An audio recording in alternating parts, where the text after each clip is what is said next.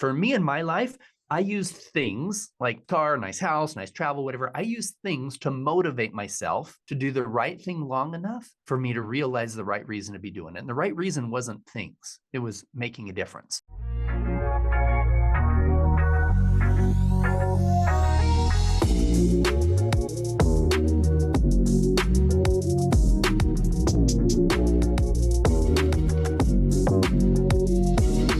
Let's impact some men today. I think we're going to do a great job. What's going on, guys? Welcome to the Modern Man Podcast, where we connect men in pursuit of their potential. Join us as we embrace discomfort, cultivate community, and put wind in each other's sails. And if you're ready to take your personal and professional growth to the next level, be sure to like, share, and subscribe to the podcast. And don't forget to check out the Noble Knights Mastermind Group, where you will find the support, accountability, and mentorship you need to achieve your goals. Join us and become a part of a community of like-minded men on a mission to improve themselves and elevate their capacity for life.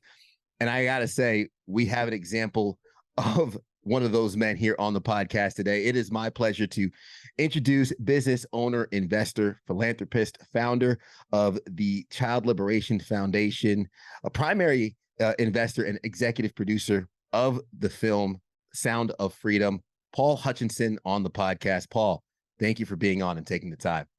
Thank you, Ted. Excited to share today. Absolutely. And I always start my podcast by stepping out of the way so the guests can kind of undo the muck that I set up with the introduction and clearly introduce themselves and really just talk about who they are, what they do. It's a great way to just get insight into what's important to the guests. So please, the podcast is yours, brother. Please address the audience however you'd like. Thank you, Ted. So, well, you said it right. I am an executive producer of Sound of Freedom movie. I've had some very successful companies, over 20 companies over the years, most successful multi-billion-dollar real estate investment fund, but I do not count that as my greatest success. My greatest success is the fact that I failed twice in marriage, and finally on my third attempt, figured all of that crap out. I figured out what I was doing wrong in not only attracting the wrong energy and the wrong people, but the things that I was doing to mess up something that was beautiful and could have worked out. And so all of those things, my greatest successes is the happiness I find every day in the relationships in my family and in the charitable work that I do. Again, you said that the founder of the Child Liberation Foundation. I'm also the founder of Liberating Humanity, which is more of a global picture of not only fixing the child trafficking problem, but a lot of other things that we can discuss today as well that are challenges for us as men, as we're dealing with life, dealing with anger issues, dealing with our own childhood trauma, working through that in a way where we're never, ever passing that on to somebody else. Yeah, absolutely. And I want to start with something you said early on with your introduction about, though you failed twice, and whether it be in marriage and business, in things that we try, because I think a lot of men listening could probably relate to an experience in which they've failed and we don't handle it quite well. The way you said it with grace and eloquence was as if someone who's grown past it or who has learned from said failure. So I'd like to kind of start with that relationship with failure and how that's helped propel you to where you are today, because so many of us avoid what could be something that works in our favor. Well, especially in business, if you're not willing to fail, if you're not willing to just deal with whatever comes at you and get up each time you fall, I had to change my perception of failure. Failure is not failure unless you fail to get up and keep going. If I had finished off my second marriage and just said, you know what, screw it, I'm never going to have a healthy relationship and I'm not even going to try, then I could consider that a failure. But instead, I can say, you know what, I learned from her, she learned from me. We both realized that we're on different paths completely. And what can I learn? How can I look in the mirror and be the very best version of me so that I can attract that healthy relationship?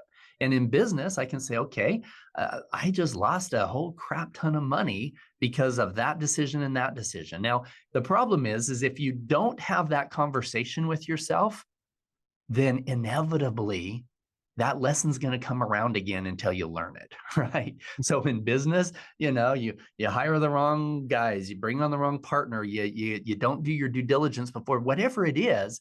If that ends up being a failure in that case, and you don't take the time to assess that as a man, saying, okay, what did I do wrong? What can I do better? Now, here's what's important. Beating yourself up is never healthy, right? You don't want to live in this self-loathing guilt world of, man, 15 years ago, I screwed up in this way. And now, no, that was 15 years ago, right? Every single cell in your body is brand new after a couple of years. You're not even the same guy, right? So by saying, okay, I can learn from that, that does not define me. And that goes for everything. Let me divulge a little bit into, the fact that almost all of us have had things happen to us that we haven't talked about, things when we were children or whatever else. And all of us have done things that we're not proud of. But that's okay. That doesn't define you today. Looking in the mirror saying, okay, I'm not going to define myself as a failure. Instead, I'm shaving a millionaire. I'm shaving a healthy marriage. I'm shaving a man who treats his wife with respect. I am a man of integrity in business and in bed, right? These are the things that you visualize and see yourself. Don't hold on to that crap of the past, or inevitably you're going to bring that energy into your future. Yeah. Our identity becomes our reality because our subconscious constantly sucks it into our frame, into our periphery. And if we keep telling ourselves, don't go in the pothole, don't go in the pothole, don't go in the pothole, you're going to go in the pothole. Exactly. Yeah. This is why when you're working with positive affirmations, you have to understand how your subconscious mind works. You can't say I'm not fat anymore. I'm not fat anymore. I'm not a smoker anymore. No, your mind doesn't hear that not, right? You instead say, I only eat foods healthy with consistent with a healthy 190-pound body, whatever it is that you want to get to, right? I'm a healthy eater. I'm in good shape. I have a healthy relationship. These are the positive affirmations that you need to make to create the life of your dreams. Absolutely. I think a lot of people, and I just say from the outside looking in, for anyone who I would, for lack of a better way of describing it, actualized or successful by any measure, kind of getting into the piece of transitioning from using failure for business success to philanthropy, because everyone that I've ever met who's made it to the top, or who's reached certain goals in life, they recognize that, sure, money, business, it's a never-ending game. The goalpost always moves. It's a journey, not a destination. But what gives that fulfillment and that gratification and purpose in life is what one does for others. I'm interested to know that transition for you, where business success became what can I do for others, and where the philanthropy started to come into play. Well, what's interesting about my road is that, and I believe this should be true for everybody. I had a mentor when I was in my early 20s, and he said, Paul, if the average person donates about 2% of their money to charity, he said, make a decision today that your number is going to be 10%, 15, up to 20% of your money and 20% of your time to making a difference in the lives of others, and start today. Now, at the time, I'm earning $2,000 a month, right? 20% of that, now I'm keeping $1,600. That was hard. And I said, can I just wait until I get rich? Is that okay? He goes, no. He said, you're going to get rich because you make the decision now. And you can call it karma. You can call it God. You can call it the universe. You can call it whatever you want to. There's a higher power very interested in us doing good. And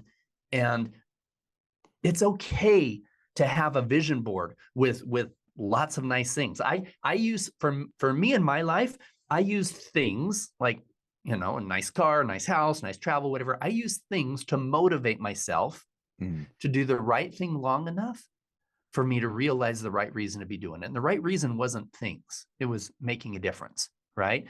But the amazing thing is that by making a difference when I was setting my goals and starting out, then huge success came. In fact, I found that if I worked really hard at my business goals, I had decent results because I worked my butt off, right? But if I worked really hard and tried to have a powerful, positive impact in the lives of others, then I would have enormous results in my business goals. And very seldom did those results come from my direct effort, right? I would make the phone call, make the phone call, make the phone call. I would do the work really hard in my business goal. But then this philanthropy side, I would focus on that as well. And then, God would just pour out blessings, right? And all of a sudden, huge success over here. And it didn't come from my own effort. And I think that happens because God knows that Paul Hutchinson has a propensity to have an ego. So he wants me to know that I had nothing to do with the growth of a multi-billion-dollar fund, right? And it happened all the time. I can talk, there's little things in the beginning, but just the last few years, there was a big radio talk show host named Glenn Beck who wanted to launch his anti-child trafficking campaign from Bangkok, Thailand.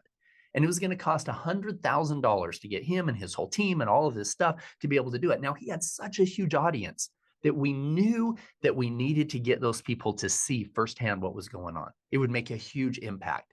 But the foundation I was working with at the time, they had a lot of grandmas that were donating $5 a month, and that was kind of sacred money. We didn't want to just dump that. So I decided, you know what? I'll fund that. Myself and my business partner, Don, will fund that trip to Thailand and back. And we did. It was an amazing, got a lot of footage. As the plane touched down in the US, as the wheels touched down and I got cell phone signal, 2 voicemail messages popped up on my phone. One of them was from one of the owners of the founders of the largest hotel chain in the world. And he said, Paul, I've been looking at your numbers and I want to give you another $10 million into your senior housing fund. And the other one was from one of the funds that run the largest gas station chain or one of the largest chains. And they even a bigger number. And their 2 investments, those 2 voicemail messages that happened while I was flying back, my income from those 2 voicemail messages, multiples exceeded what I had just donated. Wow. And so, I tell people I'm not that charitable. I just need help running my companies, and God does a better job. And so I figure it's a good trade-off, Absolutely. Hey guys, Ted here. Hope you're enjoying the episode, but really quick, I wanted to interrupt just to get you ready for the transformative experience, The Modern Man Retreat, 36 hours to build your 6-figure life. Join us January 19th to the 21st for a weekend of growth, connection, and empowerment. Delve into powerful workshops, form lasting bonds, and rewrite your story alongside top facilitators like Brandon Powell, Zach Blakeney, Kyle Langley, and myself, Ted Phaeton. Limited spots are available, so make sure to lock in yours right now. Visit our website or text RETREAT to 864-477-2260.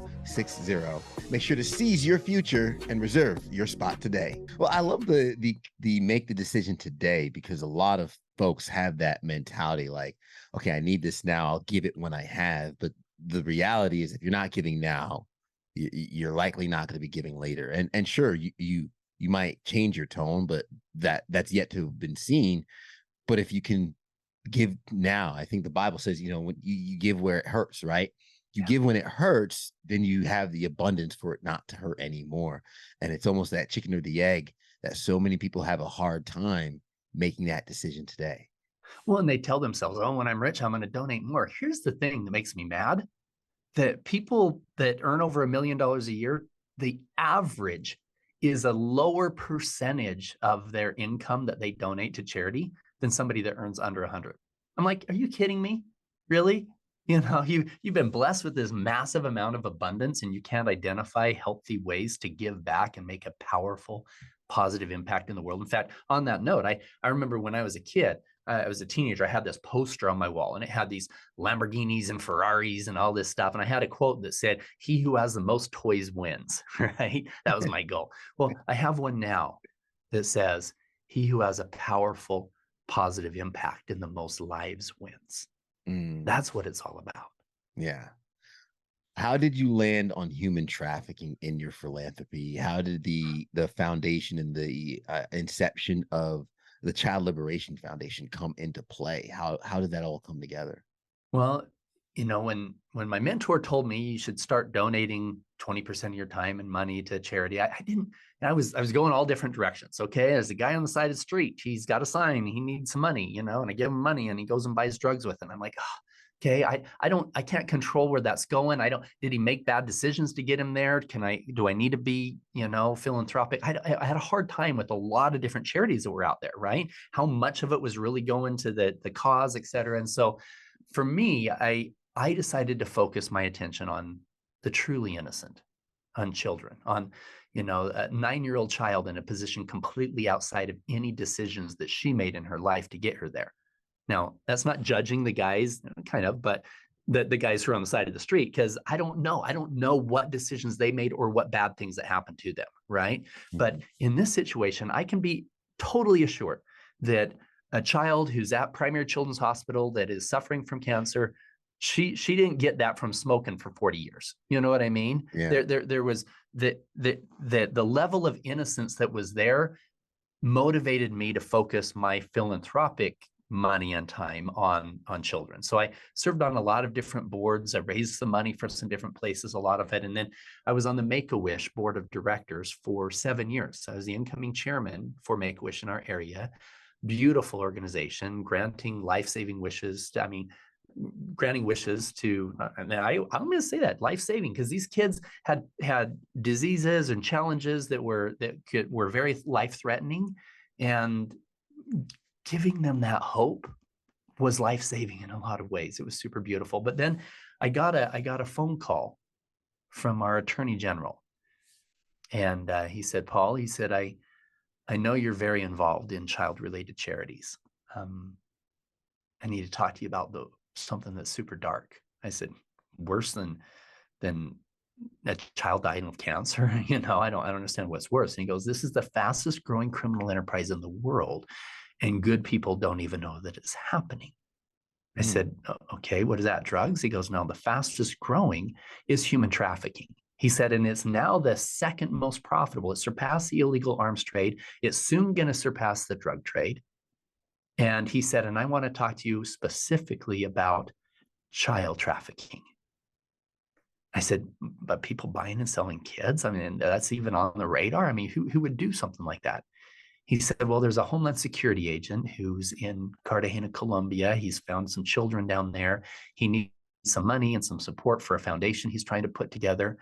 And so he introduced me to this guy. And what impressed me was the fact that there were a bunch of really good men and women, some Navy SEALs, Green Berets who were retired, who were wanting to be a part of this, that had all been brought together. And so I helped to introduce him to some people. And a few weeks later, he called me and he said, Paul, I'm in Cartagena, Colombia. There's not just 20 children. He said, there's more than 50 that we've identified in these trafficking networks here. There's more than 100 children, if you count some of the other cities, that we want to take down at the same time. He said, we believe we can rescue all of these victims on the same day, but I need your help. And I said, well, how much do you need? Thinking I could write a check. And he said, I need you. Can you be in Colombia in 2 days? Now, at the time, I was running a successful real estate investment fund. And I said, so why me? He said, well, he knew more about my background than most people. I had a special set of skills from a previous life that makes me somewhat safe in a dangerous place. But he said, I need somebody that can negotiate a multi-million-dollar real estate transaction with the traffickers. He said, the head trafficker down here has a piece of property he wants to develop into a child brothel sex resort. He needs a few $1 million to build it out. He believes he can make tens of millions of dollars a year from Americans coming down that he can sell these children to. And I'm like, this is super dark, that he can make that much money. Is there that kind of a demand? And I said, so what is my role? He said, well, you come down as you. He said, I need you here in 2 days. He said, you come down and tell them, yeah, I'm willing to invest in your project, in this resort, this sex resort, under one condition. We're going to have a party in the next couple of weeks. You bring all your existing inventory, because we needed to figure out how to bring all the children to the same place at the same time so that we could rescue them all. I said, you show up with these kids. I'm going to bring a bunch of my buddies who are into stuff like that. If we're happy, I'll fund your deal. So that's how things got started. And that's the Sound of Freedom movie. We took that rescue and about 8 others. We combined them together. The truth is, there was probably 50 operators that we had to pull together into about 5 characters in that film. But those things really did happen, except for the very end when we're getting shot out and whatever. I was in the jungle there with some guys, and we didn't get shot out, but they were trafficking kids there in the jungle as well. So anyway, that's kind of a broad history. The thing that changed my life, though, Ted, was this. I'm sitting there negotiating with these traffickers, and one of them leans forward and hands me his phone. He goes, "Pablo, I have a gift for you." And he hands me his phone, and there's a picture of an 11-year-old girl on his phone. He said, "This is Princess. She's still a virgin. We just took delivery of some." And I thought, if we can get these kids out before they're ever raped the first time, that would be a miracle. And in the movie, my driver gives me a photo of this little 11-year-old, and that convinces me to go undercover to help find these kids. In real life, I was already there. I was in Cartagena, Colombia. I was at a restaurant. This guy hands me his phone. There's a picture of this little girl. And they ended up bringing her to the party. In the movie, we kind of separated that a little bit. But I'm sitting there in a chair at this party. They had brought 54 children. And the trafficker gets up and he said, "Pablo, I have to show you the gifts that I brought you." And this is what changed my life. He went in the house where the children were, because they're in this palapa area separated, because we don't want them seeing the guns and the money changing hands, etc. He's in there, and we could hear a couple of the children crying, so scared. They thought this was the time that this horrible thing was going to happen to them. And he comes back out, and he has 4 virgins, scared to death. 3 little girls, 1 little boy. This little boy was a little black boy. I think that they said that they had got him from Haiti. He was 11. They gave him cocaine that morning because he was so scared. What kind of monster thinks that that's attractive? Every cell in my body wanted to just hug these kids and say, "You're going to be fine. You're going to see your parents." I couldn't say that. And I'm sitting on this chair, and this little girl, they bring this girl out, the same one he showed me in that picture. And I'm sitting down, she's standing up, we're almost eye level. And all I could see is fear in her eyes as she looked at me. And I wanted to say, "No, it's not. You're going to see your parents." I couldn't say that. We're undercover, and I said, "¿Cómo te llamas? What's your name?" And she didn't answer. I'm sure it's because her real name wasn't Princess. She was scared, trying to figure out what the traffickers wanted her to say. I took her little hands. I said, "Está bien, it's okay." And she went back in the house. I told the traffickers, "It's not time for the party yet. We got to still negotiate, send them back into the house." And I had made a commitment at that moment, sitting there, looking into her eyes. I made a commitment to myself, to God, to that little girl, and to all children who are going through that kind of hell. I made that commitment that I would eradicate that evil from the face of the earth. And so I ended up retiring from my job early so I could focus full-time on philanthropy work. I've worked with a number of other foundations. I started the Child Liberation Foundation about 3 years later. And I just started that one so that I could put my own money in and fund my own rescues, et cetera. I didn't want to be using other people's money from the other foundations to do that. And recently, I've just gone public the last few months. I have 0 social media. Well, I was like 50 followers on my Instagram, but there was nothing about these rescue missions, et cetera. And just in the last 3 months, we've had almost 50 million. This isn't including the movie. This is just, podcasts with good people like yourself that are good people that are watching and saying, "Okay, how can I keep my kids safe? What do I need to do to fix this problem from a global standpoint? What do we need to do together as men to liberate humanity? What does that look like?" Who was Paul before that phone call where they said, "Hey, I need to talk to you"? And who's Paul now? I wasn't Paul Hutchinson. I was Paul Hutchinson, right? I had a multi-billion-dollar company. I had the biggest parties at my house. I wasn't doing anything illegal, but all of the NBA players in the city have been to my house at crazy parties, and I thought that was the epitome of success, right? I thought that if I had a party and I had a senator's aide call me and say, "Hey, why wasn't he invited?" I had made it, right? Because that was like the cool factor of who had the events, who had the cars, who had all of that stuff, but I was miserable in my personal life, and I was doing a lot of philanthropy, but I was living in this bubble. I was living in this bubble that I had created. It was a nice bubble, right? It was nice hotels. It was traveling the world. There was a lot of niceness in my bubble and having no idea the atrocities that were going on in the world. Mm. But after I was there firsthand and saw it, I couldn't unsee that. And so I said, you know what? We've got to create a movement. We've got to get this information out. I've got to whatever I need to do, lead undercover rescues, and I've led or played a key part in over 70 undercover rescue operations in the last 10 years, and walked away from building this. In fact, my business partner called me right before I got on the phone call. And I had another business partner there that heard what I was just committing to go to Colombia and on this mission. And the co-founder of the fund, John Pennington, called me. He and I co-founded it together. And he called me up and he said, "Paul, have you thought this through?" He said, "This is really dangerous." He said, "You're set. You've got this beautiful lifestyle. He said, "We keep going like this, we could end up buying an island and you could, be happy the rest of your life."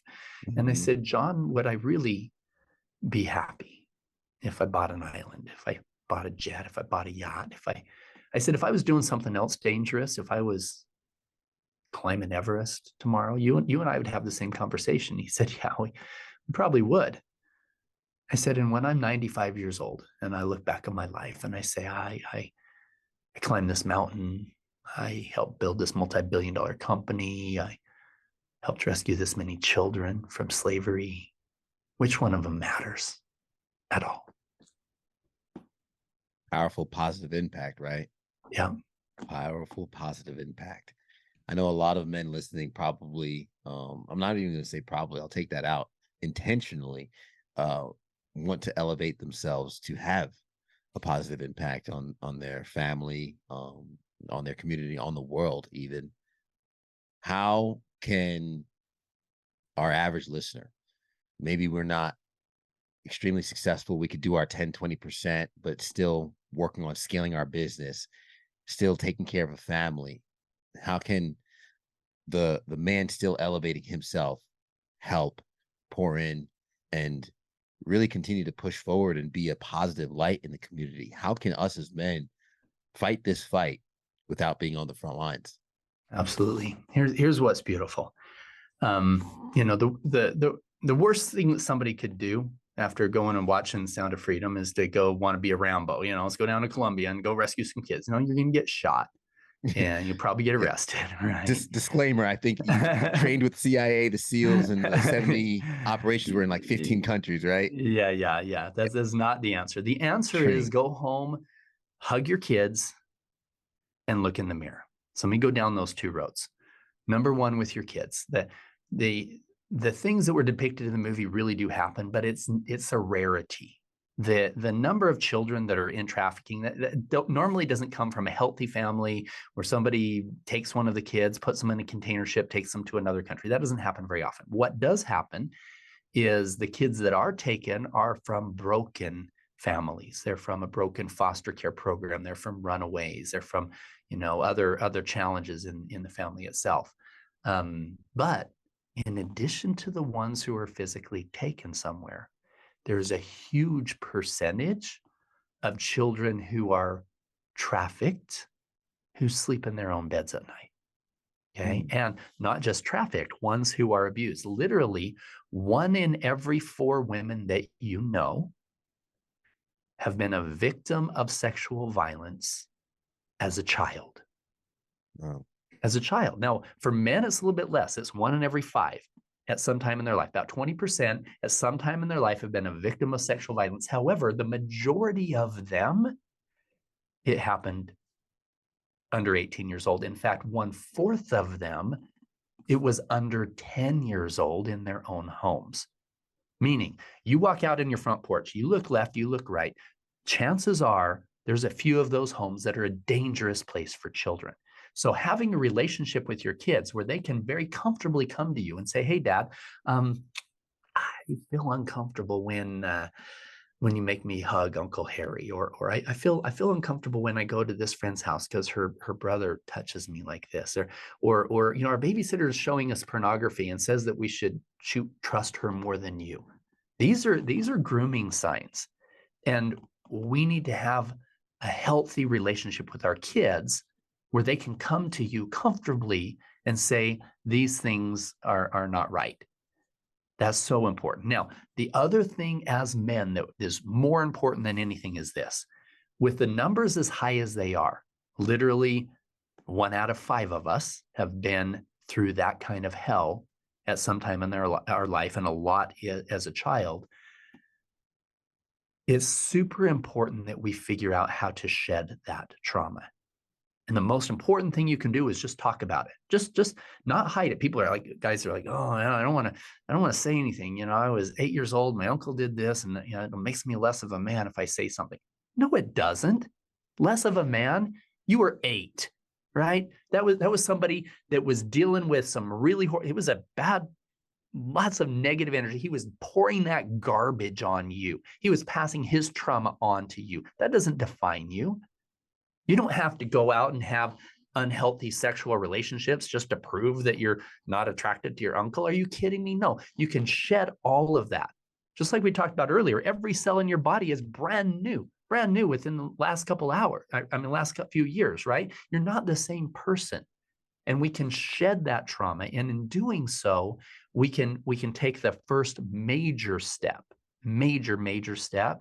to not only eradicating child trafficking, but to fixing this generational trauma. So let me explain.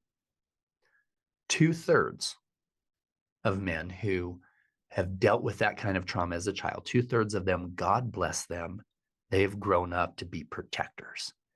Because of what happened to them, they're protecting innocence at all cost, right?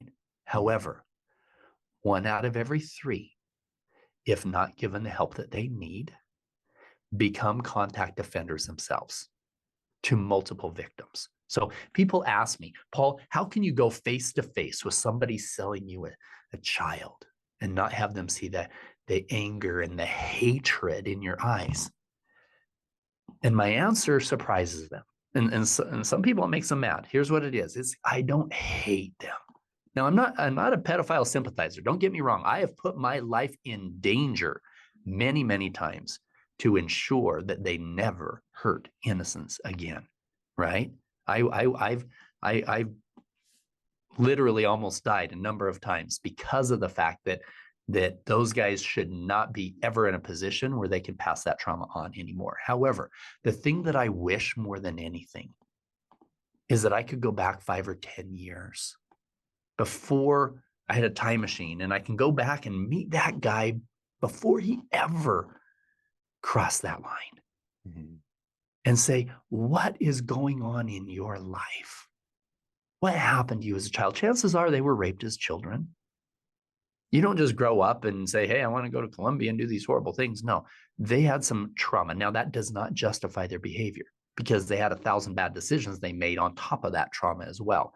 But what if we could stop that back then? We could have saved all those kids before they were traumatized in the first place. Now, we don't have a time machine, but what we do have is hundreds of millions of men who have dealt with some kind of trauma in their life that are holding on to it because they think it makes them less of a man for talking about it. If we can help them release that, love them, come together, as warriors of light, of protectors of innocence, and change how we see ourselves first, so that then we can change how we see other people, especially women. Guys who mistreat women despise themselves. So we need to help them learn how to forgive themselves, love themselves, work through their issues so that they can share that love appropriately with the women in their life. I always say it starts with the work we do within ourselves that helps us show up for other people, kind of like putting our oxygen mask on first in the plane. We need to heal ourselves, take care of ourselves. You can't heal what you don't reveal, which is why doing this work is so important. And seeking that professional help is important, especially if you need it. And there is no shame in that.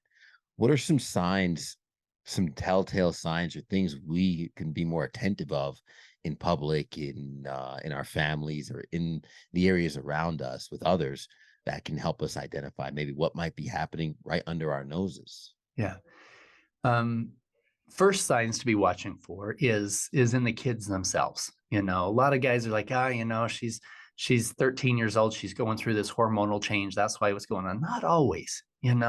Their chances are she's coming into this level of maturity and she's getting some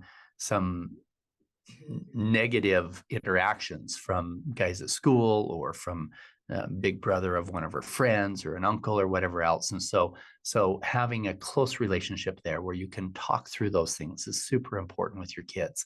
And be also very, very aware of what's going on their social media.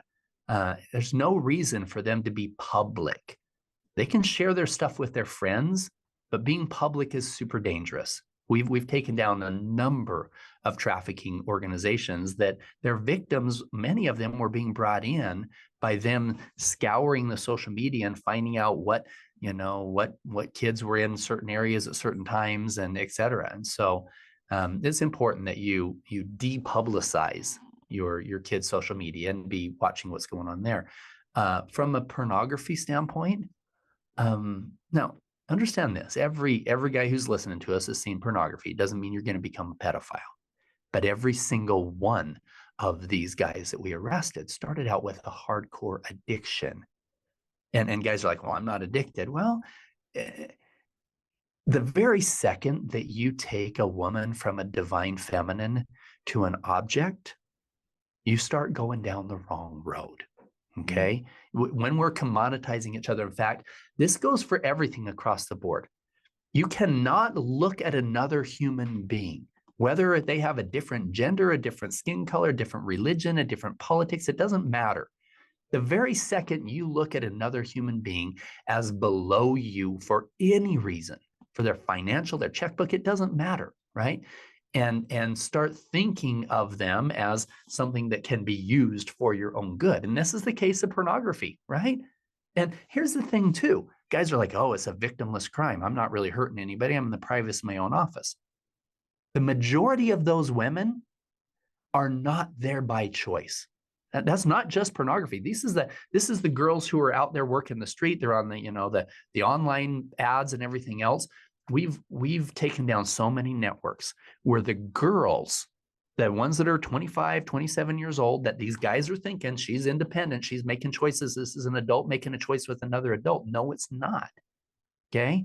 These girls are being controlled by fear. The numbers are upwards of 80, 85% or more estimated of those girls that are in those positions are being controlled through fear, saying, I know where your mother lives. I know where your sister lives. You don't tell anybody about this arrangement we have of you bringing home this much money every single night from prostituting yourself. It happens all the time.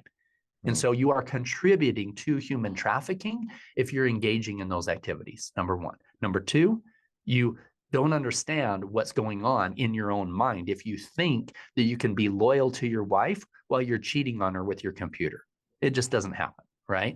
So as real men, we need to take a step back and say, okay, what is a healthy relationship? And what do I need to do to shed some of these addictions in my life so that I can really be a man of integrity? Absolutely. I have two more questions, and I'm going to kind of transition us back to a little bit of a lighter note to finish off. But with the 70 undercover rescue missions you've been a part of, either leading or playing a role in across 15 countries, which one of the one you can speak of, if any, sticks out the most? Well, the one we made the movie, Sound of Freedom, was the biggest one with 120 victims there. There's Perhaps, one that, what's that? I was gonna say perhaps one that we might not know of. Okay, yeah, I'll tell you one. It's the one that the media is all over me on, but I'm just going to tell it because this is how it goes down. I got a phone call from the guys working with the Mexican head of the federal police. I was in Texas at the time. They said there's been a huge uptick in trafficking that's going on in and around the Cabo San Lucas area. We would like to figure out where it's coming from. Now, it worked really well. By this time, I wasn't the rich playboy coming in posing as the guy buying the kids. I was doing deep cover, right? I was 2 a.m. in downtown Port-au-Prince, Haiti. I was 2 a.m. in downtown Mexico City, connecting with guys who are selling children, geotagging their locations, figuring out where they're keeping them, et cetera. This is a dark, dirty, dangerous thing to be doing. And, but it was super rewarding because of the number of victims that are back with their families today. So we went in because the federal police are like, listen, we can't get in with these guys because they're selling kids to Americans, right? And so you have to look like me, right? To be down there looking like a party or whatever. And so we fly in, and immediately there's multiple guys that are there on the beach and other areas that are offering us drugs, offering us children, offering us girls, everything, saying, hey, we set up parties for Americans all the time. We've got 14-year-old, 12-year-old, whatever. And the goal is to figure out where they're getting them from. There was so much going on. I needed to get to their boss, right? And so sure enough, we got to their boss. This guy's like 6'3", big dude.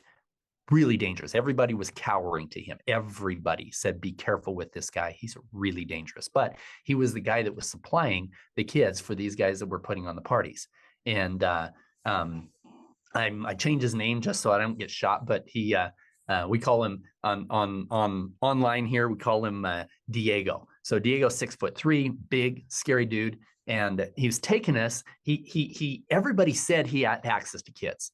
And I needed to find out for sure where he's keeping them. And so I said, listen, my boss is going to have a party in a couple of weeks. We're setting up something for him, but I got to verify you have what he's looking for. Right. And so he says, all right, come here. Well, then he goes into this club, and I'm like, you know what? We're not going to a strip club. You're wasting my time. They're abuelas. They're all grandmas there, but he was testing us. And you could read about that in the tabloids. It was a very dangerous place. We were there for the kids.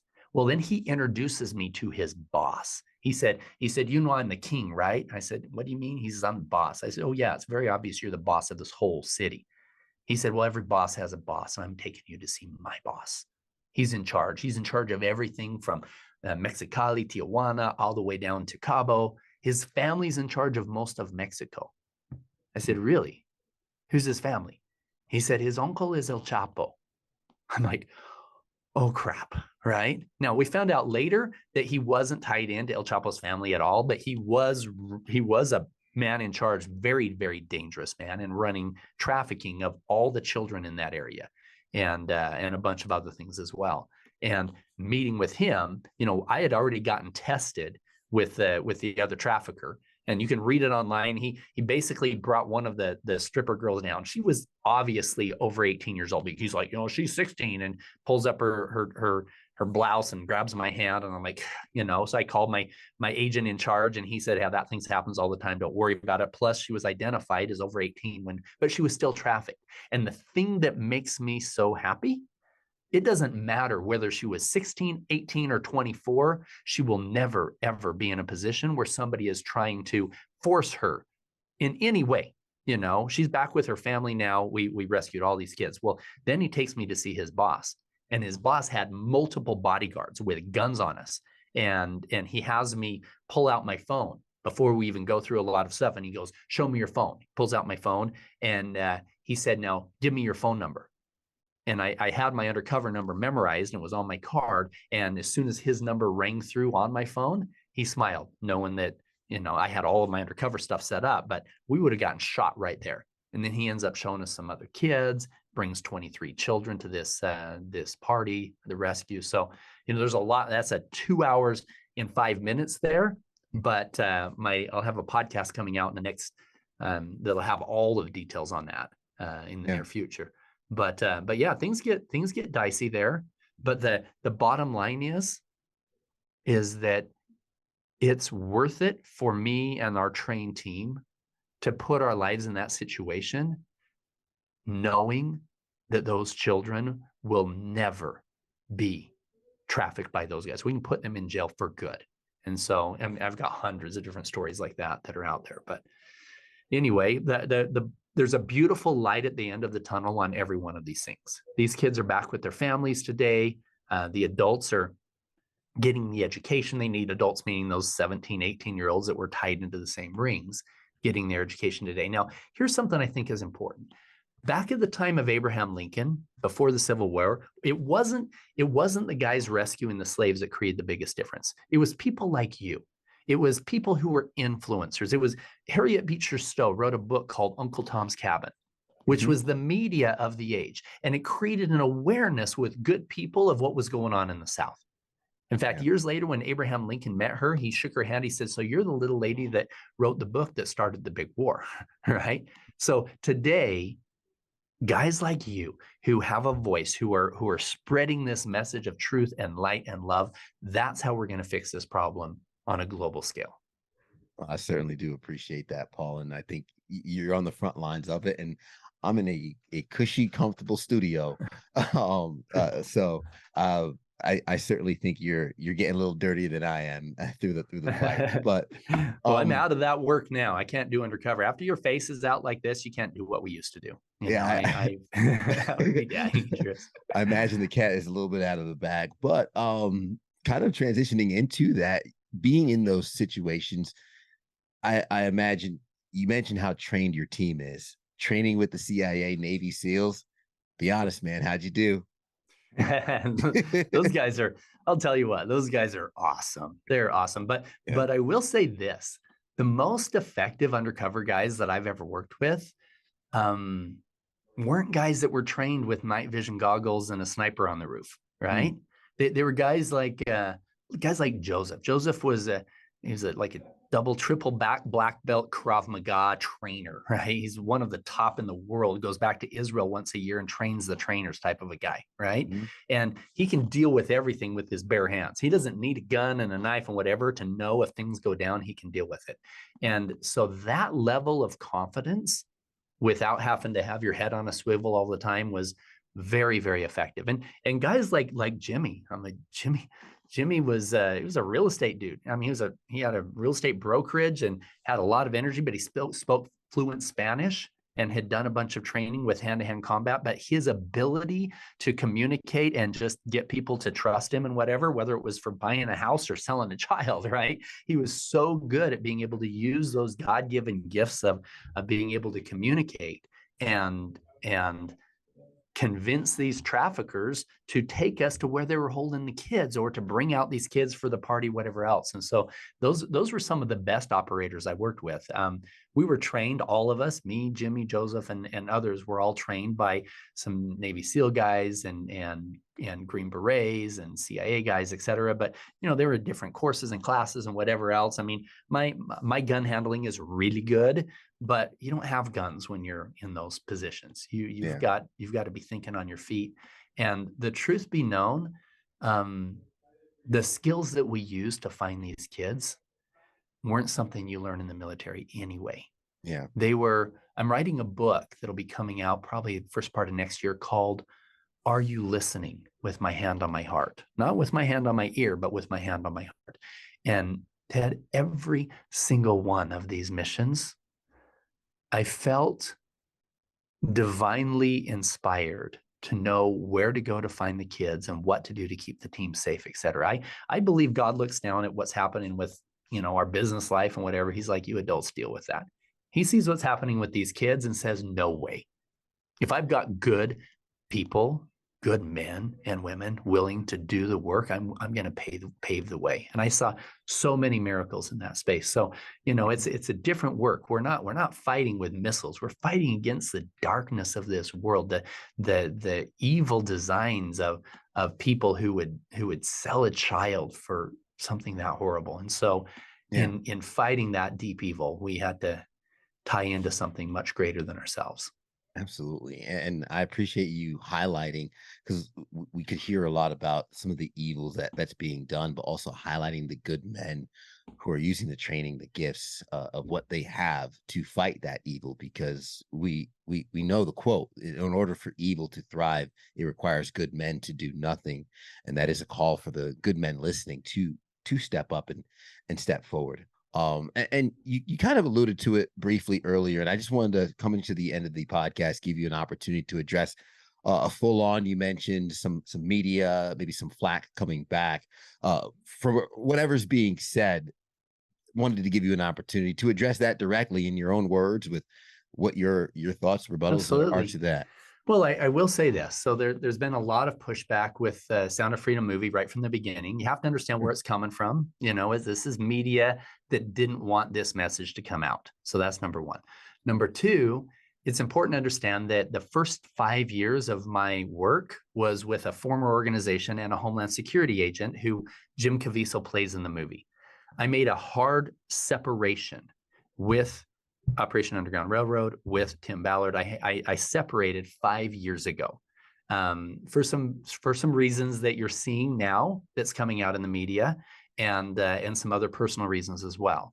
And so I'm not throwing anybody under the bus, but I chose to take a very different road in moving forward. Now, before I did that separation, we had, I touched on the one story, and the only thing, the media that's coming out right now on me, and this is crap, it is what it is. It said, producer of Sound of Freedom movie touches the breast of a victim while undercover.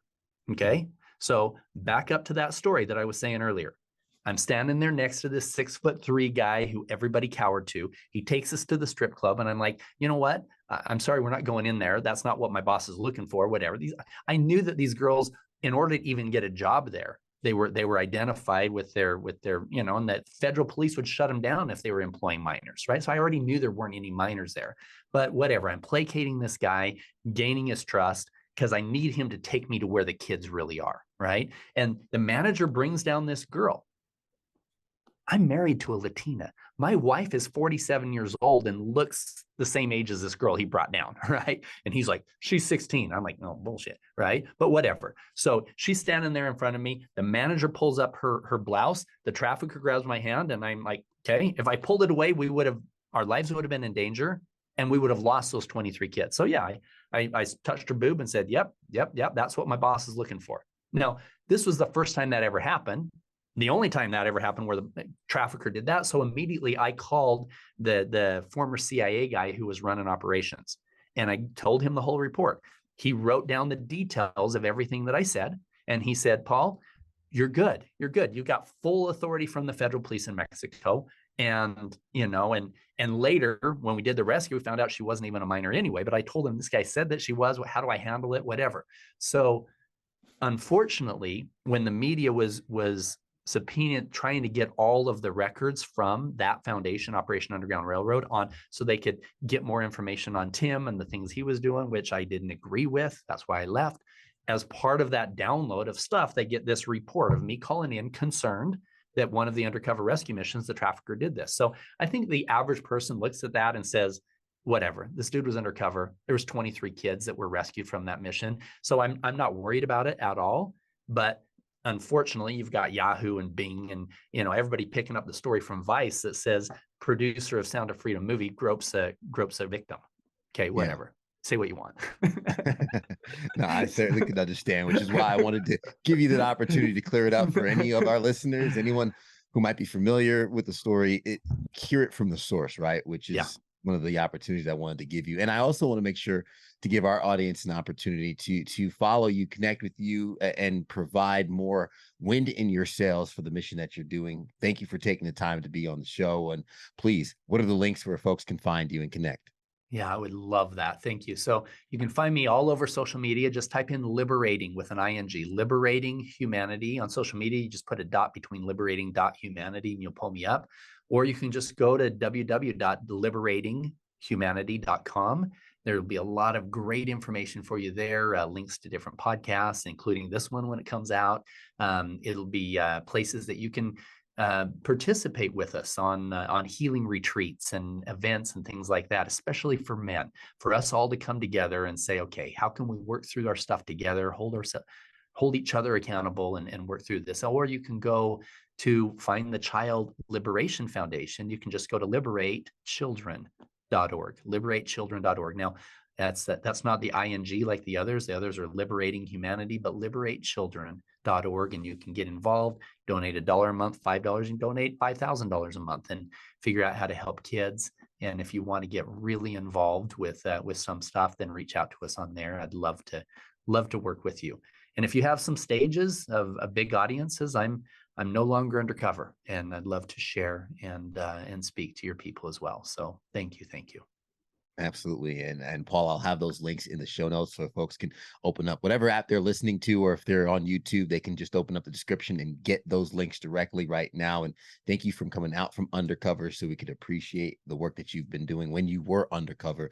And for the men and women and all those who are still working on this mission, perhaps on the front lines in the danger zone, we think of them and we thank them for the work as well.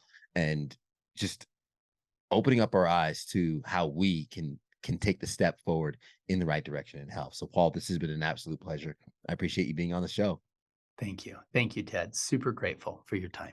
Yeah, my pleasure. I'm going to quickly recap some of the gems you left along the way, just for anybody who might be in the car driving or working out while listening. And I appreciate you making it all the way to the end. I know this was a longer one, but it's because it was just so important. And if you're not willing to fail, you're not going to get the success that you hope for. We start with how we can learn how to fail and what we can learn from failure and advance ourselves to a realm in which we can pour into others. And here's the interesting thing. Paul said, make the decision today. Don't wait until your failure leads you to success to pour into the world and into the community. You can make that choice today and do it percentage-wise, not dollar-wise. 10% of 100,000 might not sound like a lot, but 10% of 1,000,000, when you become that person, your giving grows as well.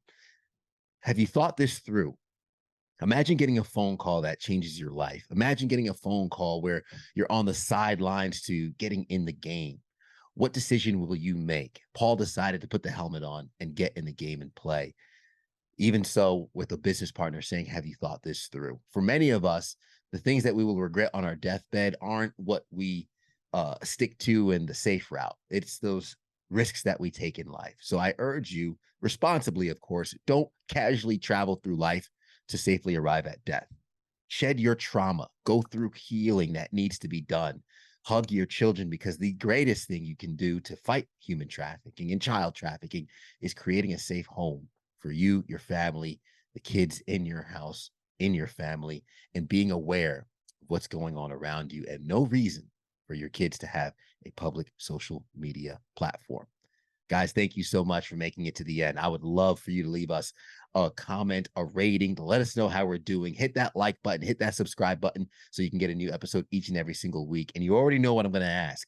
Share this with somebody you know will get value from it as well. It's the best compliment you can give us. We'll catch you guys next time. And as we always say at the end of the episode, everybody wants the sunshine, but they don't want the rain. But you can't get the pleasure without first the pain. Let's grow.